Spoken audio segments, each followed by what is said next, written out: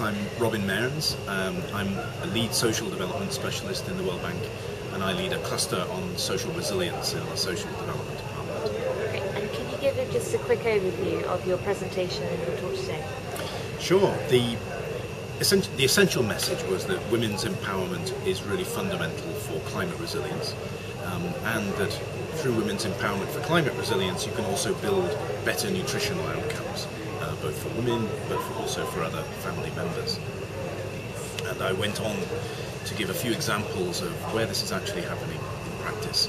And some of the examples that I gave included the India Rural Livelihoods Mission, the National Rural Livelihoods Mission, which is operating now on a very large scale, starting with building and empowering self-help groups of poor women as institutions of the poor themselves, but then the federation of those groups upwards, so that women get increasingly stronger roles as leaders within their own communities, linking to other government programs with beneficial outcomes for resilience at the level of households and landscapes and communities as a whole.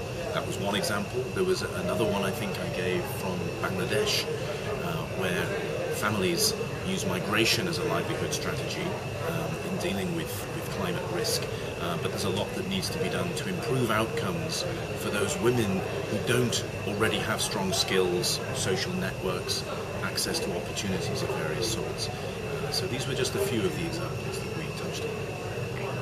And with the week coming, well, the second week coming, do you have any outcomes that you'd like to put up your wish list, let's say?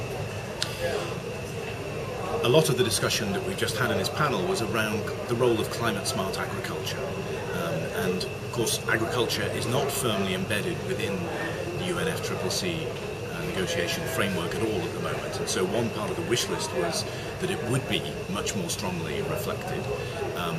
Another one would be that we would see much stronger progress on RED, and that actually has been very encouraging so far.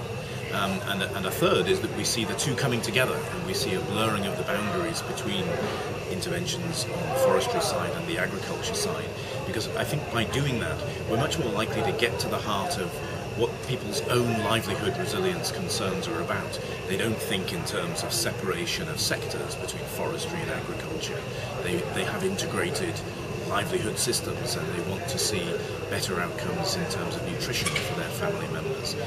So I think bringing the two negotiation tracks together on agriculture and forestry would be a very positive step forward. Thank you so much. Thanks.